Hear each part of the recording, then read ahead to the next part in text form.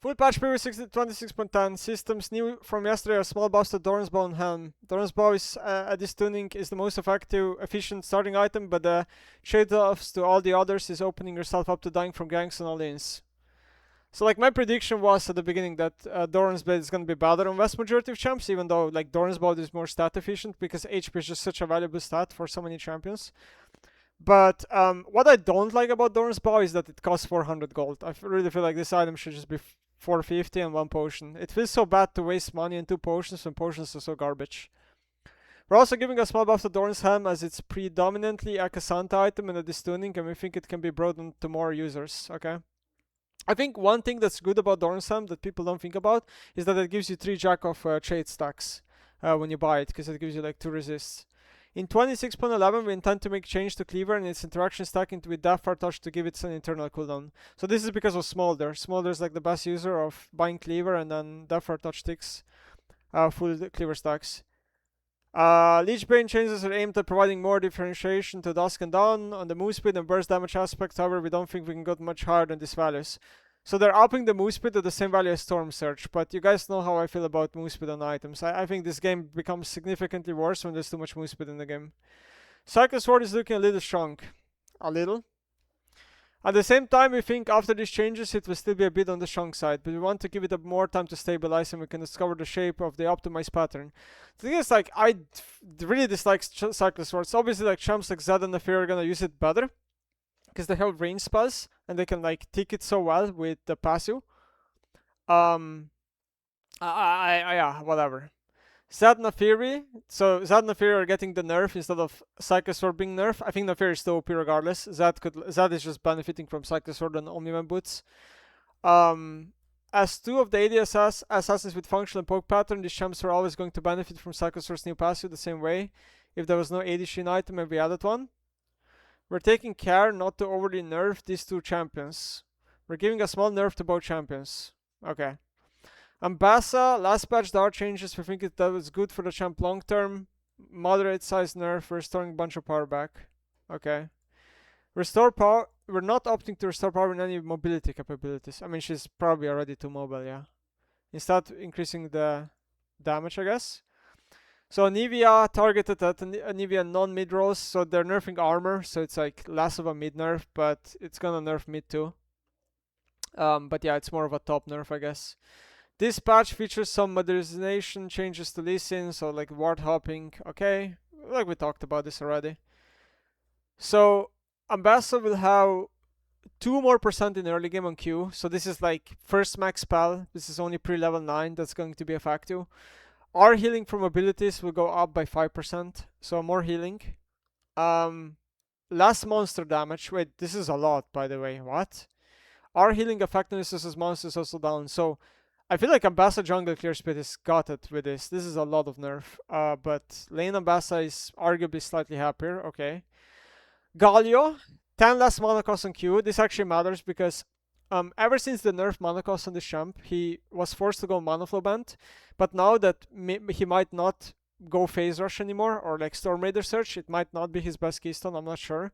Maybe he can't afford going mana flow as good like as before, so this is a good change. E damage up 10 early, late 10 less, and then 10% more AP ratio. This is a buff in every single case because you max the spell last anyway. This is nice, AP Gallio buff. Our damage now scales with 100% bonus resist, so this is a ton Gallio buff, right? When you go Hollow Radiance and maybe Mercs, you're doing more R damage.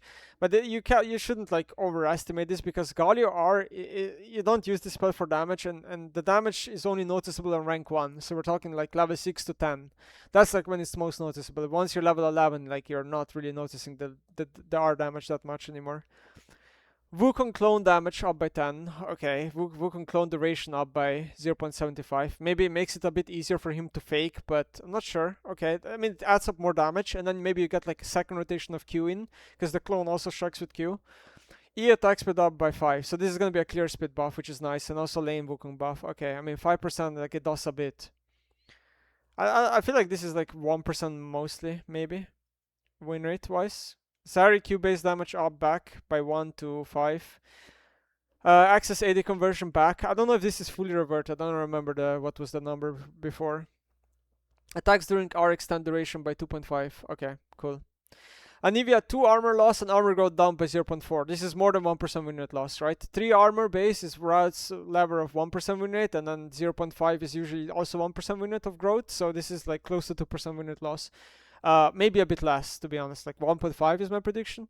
Ash Q AD ratio down by 10%. Okay. Less damage on Ash, that's fine. Because Riot wants like Ash to be more utility, right? Like her strongest, like her identity. So Naafiri 10% clear speed and then mana cost down by 25. It's like, what is this nerf? I mean, it nerfs Naafiri mid more because Naafiri mid really needs mana. Like her mana costs are absurd for mid lane. For jungle, it won't matter at all. 10% clear speed, like sure, but she's still clearing before crab spawns for the most part. So I think she's fine. Depends on how big the Cyclist Sword nerf is. Shyvana, HP per level nerf by 5. So low elo nerf by nerfing her late game. W cooldown nerf by 1. First max spell, I believe. Zed damage down by 10. It is a spell you max second. You could argue now that you max W second, but maybe easily gonna be the best. Passive percent target damage down by 1 to 1% early game. So okay, it's mostly a bit late game nerf here, a bit early game nerf here. So Lee Sin, already talked about this. Basically, it's gonna be a big lane Lee buff and arguably a Lee Sin jungle nerf, I would say. Queen jungle, yeah. So what I don't understand about Queen is why they did this part. Like Queen jungle buff, okay, it's probably not gonna be good enough. Why is our mana cost going down by 50? Rank 1. I already think this champion, like the fact that R is 100 mana rank 1 is like perfect for the champion, so she can't overspam the R in the early game. Like once you're level 11 and your R is 50, your mana is never a problem anymore. So why would they do this? I don't get it. I think it's such a strange change. Passive AP ratio up by 5. I like this because Trinity forces so many champions just like straight up out damages with the Shin proc Leech Bane. I think Leech Bane Shin proc is so weak. Move speed up by 2. Whatever. Storm Raider search move speed up by 1. Move speed amount is up by melee and up by ranged. Okay. So they're buffing like Pam builds. This is like LeBlanc and stuff type of champions. They like this. Because both Storm Raider search and Leech Bane are getting buffed, right? Doran's Bow 2 more AD. Now the item will be arguably maybe viable on some champions. I know that Yon and Yasuo are like the strongest users of this item, I think, from what I've seen, and maybe Tryndamere. Doran's Helm 20 more HP. Also, I would say Doran's Helm is going to be better than Doran's Shield in most cases, is my prediction. Deathfire Touch, another nerf because it's like outshines Aryan Comet in every single case on most champions. 1 less damage early, and scaling is the same, so it's very little nerf. This is a very small nerf. It's probably still going to be the best on the same users. Nothing's going to change. 50 more gold here. And then the Omnivamp stacking is going to be a lot slower. So I think this will matter a lot. This is a very big nerf for the boots. Now it's going to depend how fast you stack them, but I really think this is a massive, massive nerf to the boots. I think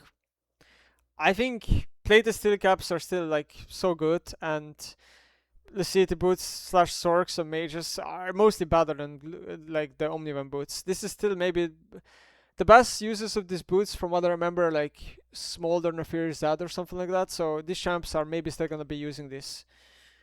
And then Cleaver DFT will have an internal cooldown. Okay, I mean, cool. We're addressing some problems in this patch. I'm happy that they added Cyclist Sword nerf into the patch. Right, it's written here, but they don't like specify what it's gonna be.